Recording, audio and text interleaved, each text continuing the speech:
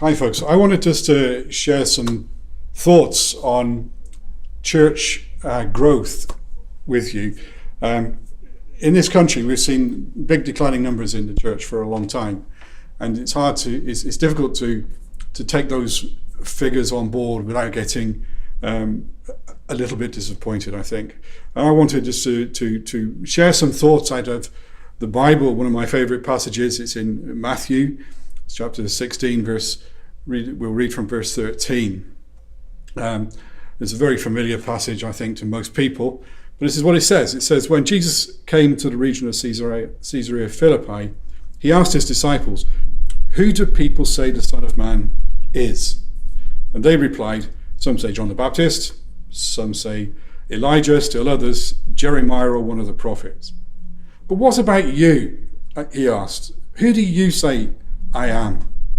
And Simon Peter answered, "You are the Messiah, the Son of the living God." And Jesus replied, "Blessed are you, Simon, son of Jonah, for this was not revealed to you by flesh and blood, but by my Father in heaven. And I tell you that you are Peter, and on this rock I will build my church, and the gates of Hades will not overcome it.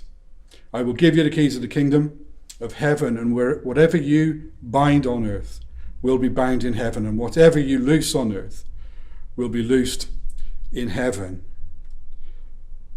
It's a fantastic piece of scripture.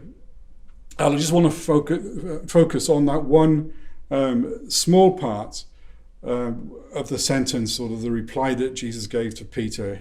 Jesus said, "I will build my church, and the gates of Hades will not overcome it."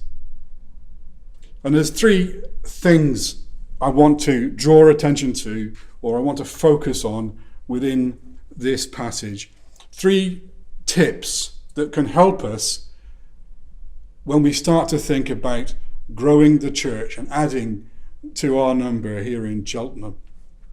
The first thing is that we need to focus on the founder. When we see this sentence, "I will build my church," there are two personal pronouns that Jesus uses. He says, "I will build my church," and he says, "my church." Two personal pronouns. Let's take the second one of those first, my church. Often we talk about our church. "Why don't you come to my church?" It's not my church. It's not your church. It's not Luke's church. It's not even Elim's church. This church is Jesus' church, and he is the one that calls the shots. It's interesting that the word church is an English word. It's not found in the New Testament. As such, it's based on the Anglo-Saxon or German or Dutch sort of background word of the Kirk or the Kirche in those languages. Those words are also founded on a Greek word, Kyriakos. But Kyriakos is found in the Bible, but it's never used of the church in the Bible. Kyriakos, it simply means belonging to the Lord. And so Kyriakos is actually used in Revelation to refer to the Sabbath day. On the Lord's day, the Kyriakos, it belongs to the Lord. And so the foundation of the word in English is that it is the people that belong to God. When the New Testament talks about the church, it uses a number of words. In this passage that we're reading in Matthew, it uses the word ecclesia. The ecclesia is those who are called out of the world and into fellowship with God. The Bible also uses the term laos, which is the people of God. And it uses the term koinonia, which is the fellowship of the people of God. And it uses the word liturgia, which is the work of the people of God. And then it uses the word kerusso, which is those that proclaim the kingdom of God. In all of these things, the focus is on us being the people of God doing the actions that God wants us to do and proclaiming his kingdom, fellowshipping together as his family. It's his church. It's not my church, and it's not your church. This is Jesus' church. And we have to ask ourselves, if the church is not being built, is that because we have allowed the church to become our church. We're no longer following God's plan. We're no longer following his way. I'm not talking about our church specifically. I'm just talking about the church in general terms. If we depart from God's ways, God never promised to build my church. He didn't promise to build your church. He did promise to build his church. But the second thing I wanted to draw your attention to is the first pronoun he uses, I will. I will build the church. That's a fantastically liberating thing.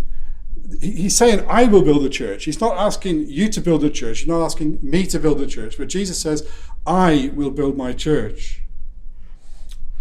So friends of ours, Richard and his wife Rajinder Buxton were missionaries in in Kenya, and they felt the call to go to Malaysia.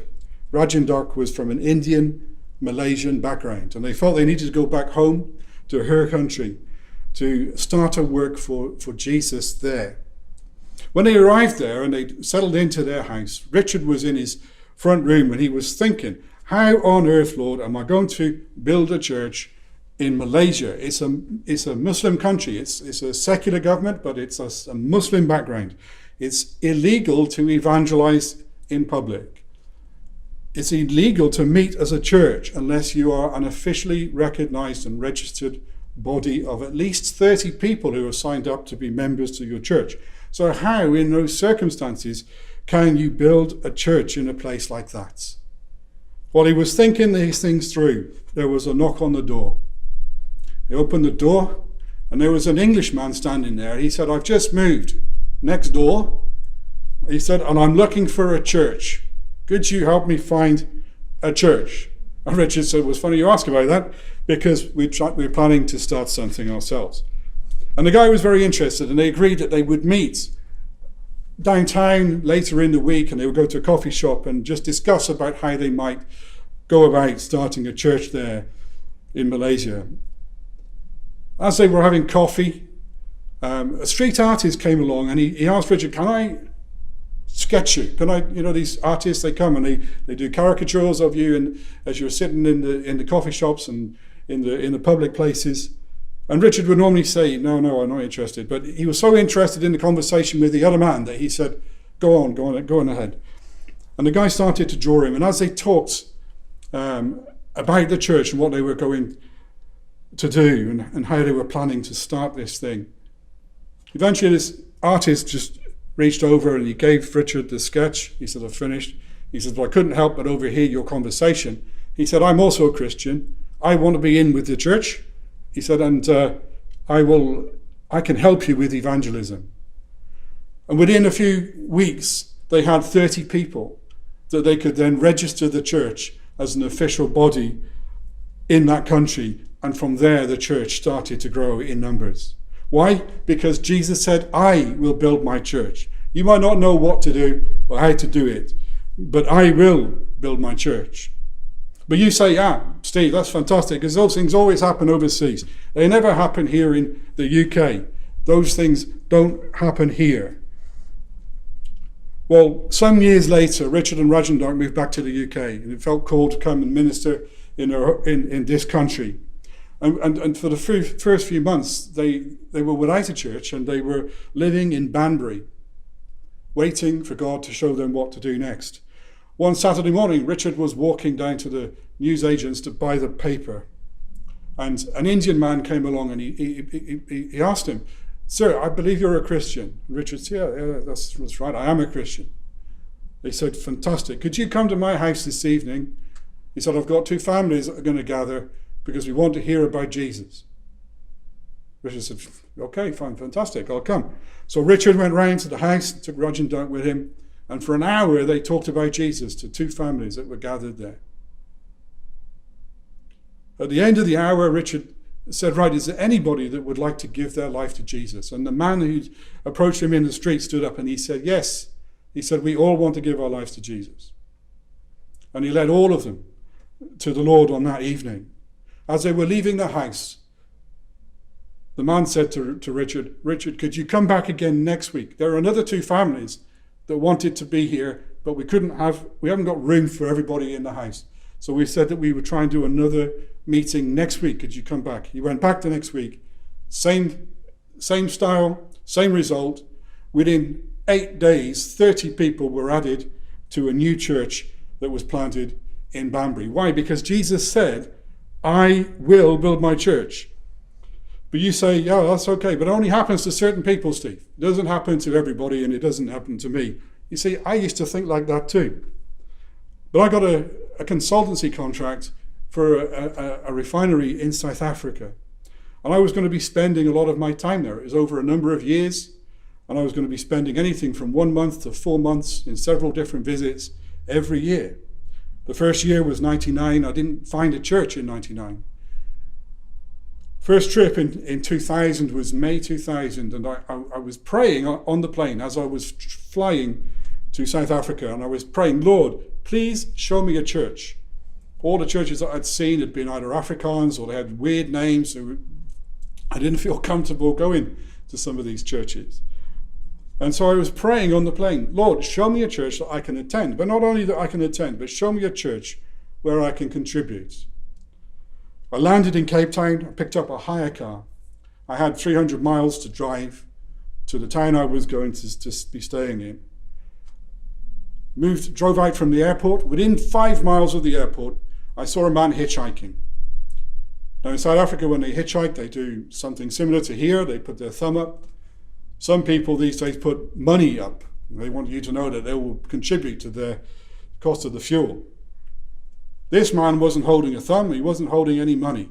But he was holding a Bible.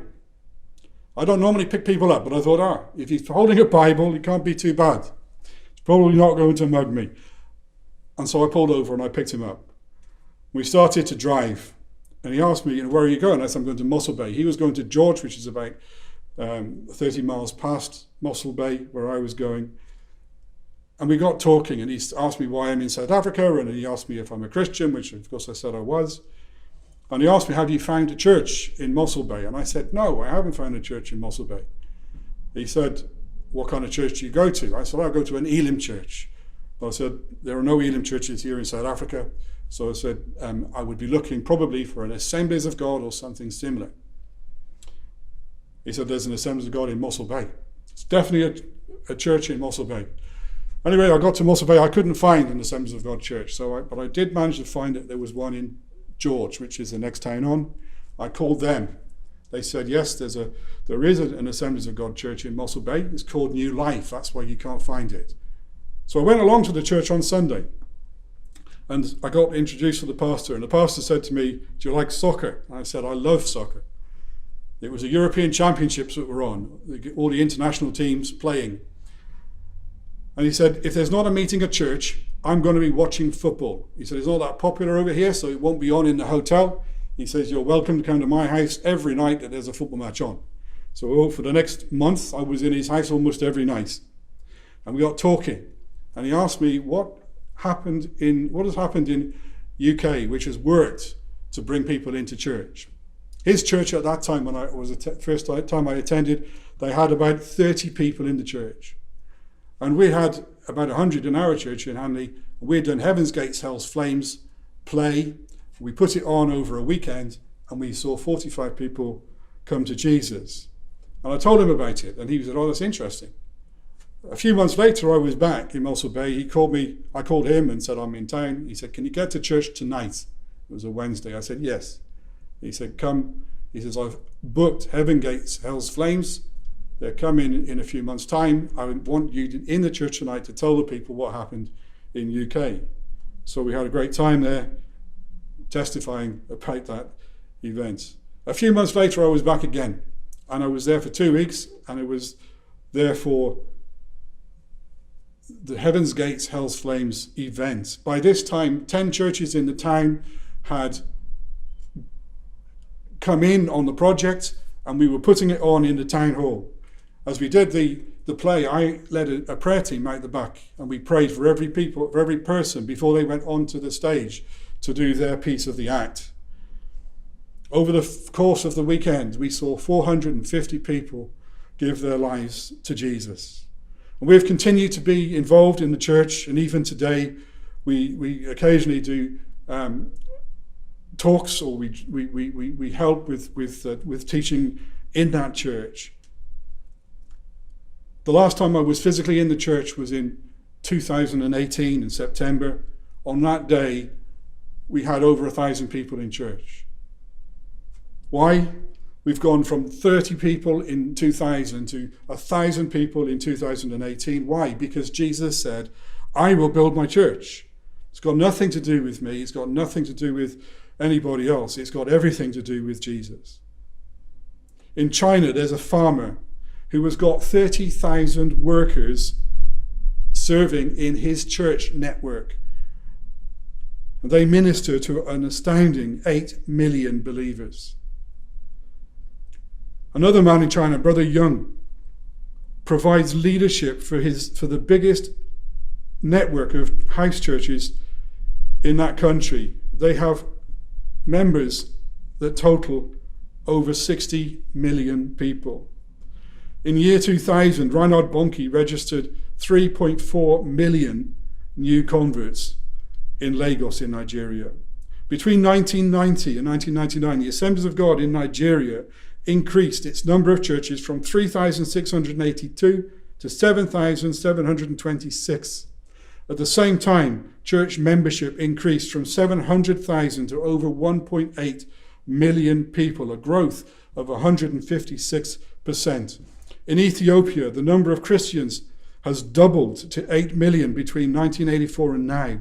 In Latin America, the number of evangelical Christians is growing 3 times faster than the population.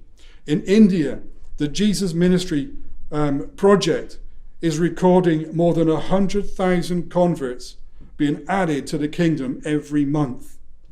Campus Crusade for Christ estimates that we'll see 1 billion new converts in the next 10 years. On the day of Pentecost, 3,000 people were saved. Now that happens around the globe every 25 minutes. By tomorrow, there will be 175,000 more Christians than there are today. The 2 nations with the fastest church growth in the world at this moment are Iran and Afghanistan. Why? Because Jesus said, I will build my church, and the gates of hell shall not prevail against it. And so with these statistics, we need to focus on the founder. It's Jesus that will build the church. But apart from that, we need to function in faith. Jesus said, I will build my church. He didn't say, I'm going to try and build a church. He didn't say, as long as the Jews don't get too angry, and as long as the Romans don't feed too many of our people to the lions, as long as the Greeks don't get too argumentative, we're going to build a church. Jesus just said, I will build my church. I want to take you to an event which you will be very familiar with. And that is when Jesus got into the boat and said to the disciples, let's go across to the other side. They got halfway across the lake, the Sea of Galilee, we might call it. And there was a storm that rose up. And the storm was tossing the boat backwards and forwards, and the disciples were terrified. And they said, we need to wake Jesus up, because Jesus was asleep in the back of the boat. We need to wake him up and tell him to sort something out. We're in trouble. Remember what Jesus did? He got up and he calmed the storm, but he was also angry with the disciples. He said to them, why are you so scared? Why are you so afraid? Have you got such little faith? You see, Jesus had said, let's go to the other side of the lake. He didn't say, let's go halfway across the lake and sink to the bottom. He said, let's go across to the other side. And as far as Jesus is concerned, if we are focusing on the founder and we are functioning in faith, the fact that he said we're going to get to the other side should be enough for us. No matter what happens between here and there, that should be enough. And for us in the church, Jesus said, I will build my church. And that should be enough for us. No matter what we see going on around us, no matter how many people we see leaving the church or getting despondent with the church, we should still function in faith. Verse 13, you see, what did Jesus do? He asked what does everybody around here think of me? And they said, oh, you're one of the prophets, or you're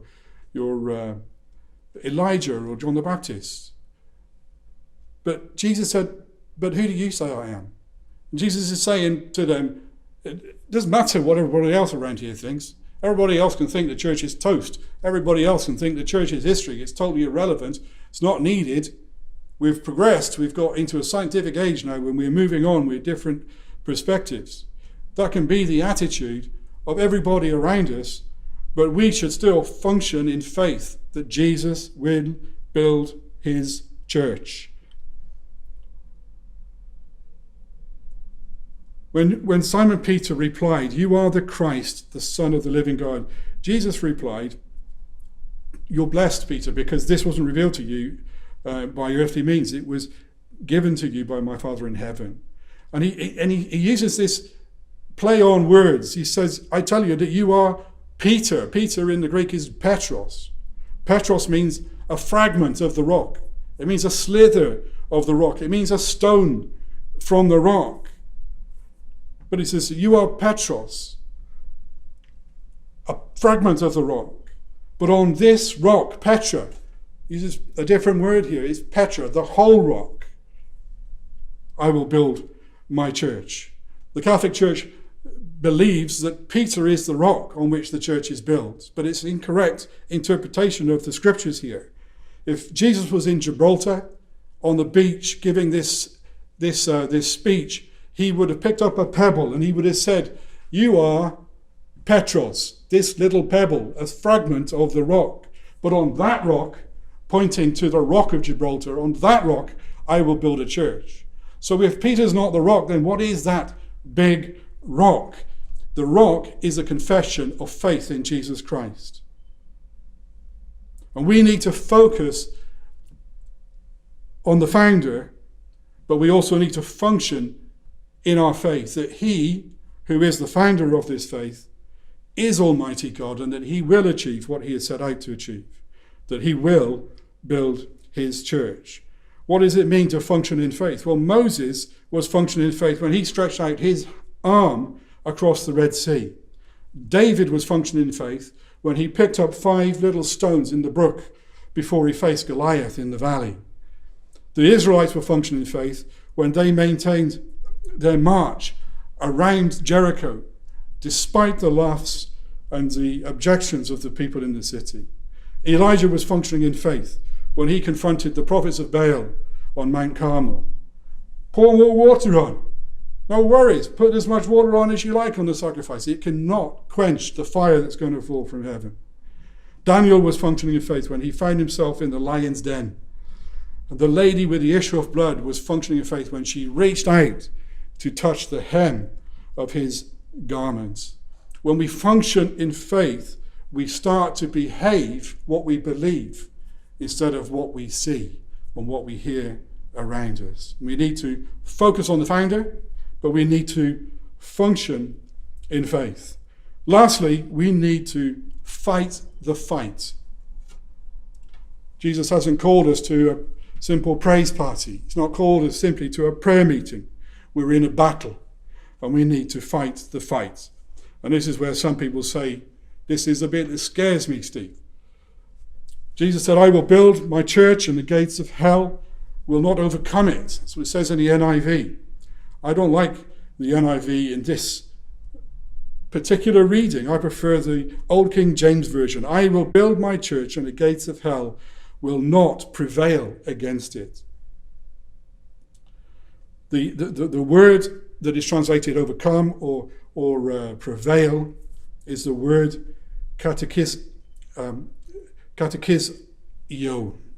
Catechizio simply means strength to gain an advantage. And so it can be an offensive thing, which would be overcome, or it could be a defensive thing, to resist. And what I want to say is that we always interpret this passage, that the gates of hell will not prevail against us, as a threat. We see it as a negative thing. We see it in a defensive way. That if we step out for God and we start to try to build the kingdom together with God, that all hell is going to break loose and it's going to be chaos around us and we're going to be confronted. But I want to tell you that this morning that this is not a threat, this sentence. This sentence is not a threat, neither is it a warning that Jesus is giving. This, my friends, is a promise that he is making to us. I want to explain why. I want to ask you, since when has gates been an offensive weapon? Gates are not an offensive weapon. Gates are a defensive tool. Gates have a purpose. The purpose is to lock people in and to lock other people out. The gates of hell are there to lock people in a turmoil, in a state of unrest, in a state of despair and frustration. And they're there to block God's people out. When we lived in South Africa, we lived on a golf estate, but to get to the golf estate, we had to drive down a road and we had to drive past the local prison. I want to tell you, in all the years that we lived in that place, not one time did those gates jump out into the road and try to stop me. Not once did those gates try to smash my car. Not once did those gates try to drag me into the prison. Why? Because gates are not an offensive weapon. Gates are a defensive tool. And what Jesus is saying is, I will build my church and the gates of hell will not prevail against you. And we tend to think of hell as a place in eternity. We think of it in the hereafter. After we die, we either go to heaven or we go to hell. And that's true, and that's a right interpretation. However, I believe that hell has got many colonies here on earth. There's the hell of loneliness. There's the hell of grief and mourning. There's a hell of despair. There's the hell of drug addiction. There's the hell of poverty. There's a hell of marital, relational problems. Hell has got many colonies here. But Jesus says, I will give you the keys of the kingdom of heaven. And whatever you bind on earth will be bound in heaven. And whatever you loose on earth will be loosed in heaven. Paul says in Galatians 5 verse 1, it is for freedom that Christ has set us free. Isaiah, another one of my favorite passages, Isaiah 61, he says, he has anointed us to preach good news to the poor, to bind up brokenhearted, to proclaim freedom for the captives, to release them from darkness, to proclaim the year of the Lord's favor on the day of vengeance of our God, to comfort all who mourn, and to provide for those who grieve in Zion, to bestow upon them a crown of beauty instead of ashes, and the oil of gladness instead of mourning, and a garment of praise instead of a spirit of despair. Jesus is calling us to be liberators.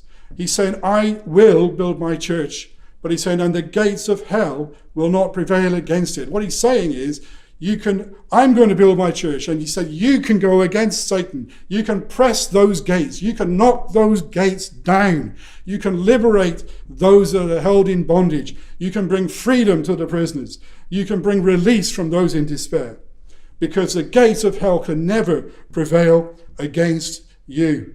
And my friends, this morning, this evening, whatever time you're listening to this, we need to understand that we need to focus on our founder.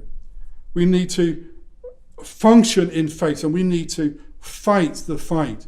Jesus is in the business of building his church, and we need to be focusing on him to get guidance from him, to get direction from him.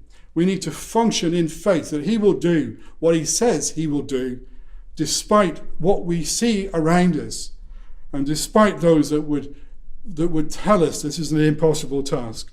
And we need to commit ourselves to the fight.